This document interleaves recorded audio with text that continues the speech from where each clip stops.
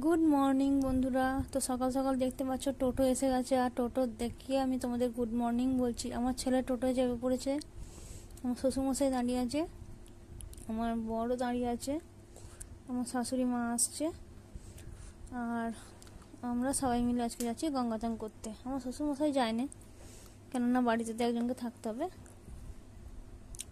তো সামনে আমাদের চণ্ডী পুজো, 23শে জ্যৈষ্ঠী। তো 23শে জ্যৈষ্ঠীর অনেক আগেই আমরা গঙ্গা চান করতে গেছি।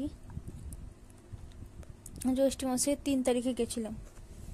সেখানে আমি ভিডিও এডিট করছি জ্যৈষ্ঠ মাসের 21 তারিখে। তো তোমরা কিছু মনে করো না, আমি আগেই বলেছি, তোমাদের আপডেট দিয়েছি শরীর খারাপের জন্য। তো শরীর খারাপের মধ্যেও না বাইরে যেতে বেশ ভালো লাগে। তো বাস থেকে, টোটো থেকে বাস থেকে নেমে একটু আমরা মুড়ি খাচ্ছি, চপ, বেগনে, মুড়ি, ঘুগনি।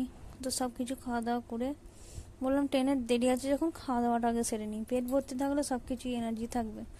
শরীর ভালো নয়, শুধুই খিদে পেয়ে যাচ্ছে, যার জন্য আমি খেয়ে নিতে বললাম আগে। তো সবাই মিলিয়ে দেখলাম রাজি হয়ে গেল।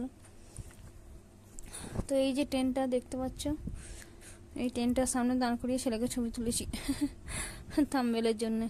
জানি না কিরকম কি থাম্বনেল। দেখো ছবি তোলা তো হয়ে গেল, আর এখানে আমি, আমার শাশুড়ি আর আমার ছেলে। আমার ছেলেকে একটা ছবি তোলার জন্য ঘোরালাম, মানে ও একটু বিরক্তি হচ্ছে। আর আমার বর গেছে টিকিট কাটতে। তো টিকিট কাটে আনার পরও প্রায় 1 ঘন্টা মতন বসছিলাম। প্রায় আধ ঘন্টাই বলতে পারো, 45 মিনিট 1 ঘন্টাই হতো।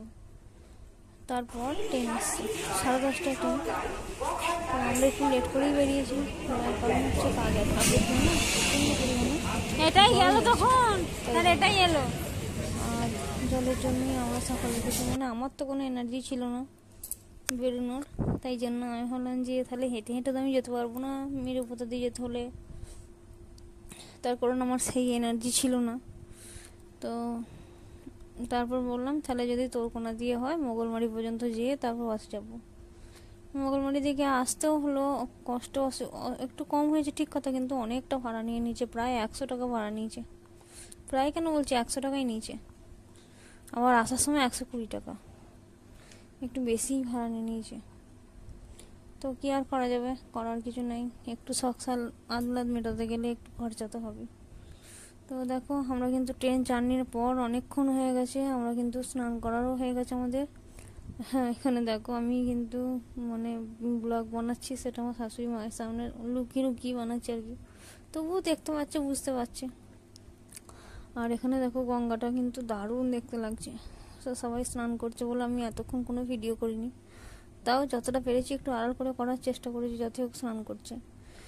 আর স্নান করার পর সব কিছু বাগিয়ে গুছিয়ে নিয়ে আমরা হাঁটছি। হাঁটতে হাঁটতে এখানে পাঁপড়ের দোকান দেখতে পাচ্ছ, কত পাঁপড়। এখান থেকে অনেক পাঁপড় কিনে নিয়েছি, প্রায় 1.5 কেজি মতন পাঁপড় নিয়ে নিয়েছি, 1-1.5 কেজি মতন হবে। তারপর এখানে ফলের দোকান দেখো, কত কত সবজি। আর এখানে না ফলের সবজির অনেক দাম, মানে এত দাম তুলনা করা যাবে না। কলা দেখছিল নেবো বলে, তো দেখলাম এখানে কলা নেওয়ার থেকে আমাদের গ্রামে হাটে কলা অনেক কম দাম। তো কী দরকার এখান থেকে এত দূর নিয়ে যাবো, ভালো থাকবে না থাকবে তারও কোনো গ্যারান্টি নাই।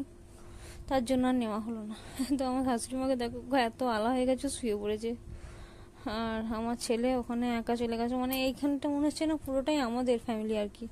অনেক লোক ছিল, পুরো ট্রেনটা ভর্তি ছিল। তো সব একে একে নেমে গেছে অনেক। তো এখন আমাদেরও নামার সময় হয়ে গেছে। এর পরের স্টপেজটাই আরামবাগ।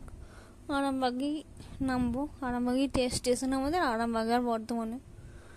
আর আরামবাগে নামতে হবে, আরামবাগে নেমে তারপর আমরা হোটেলে যাব। আর ওখানে এত হাওয়া দিচ্ছে, তো আমার বর তো ওখানে দাঁড়িয়ে আছে, আর আমার নয় ধারে যেয়ে দাঁড়াতে খুব ভয় করে। তো সেটাই বলেছি বলে বললো তাহলে তুই যা, তোর মা তাহলে আসুক।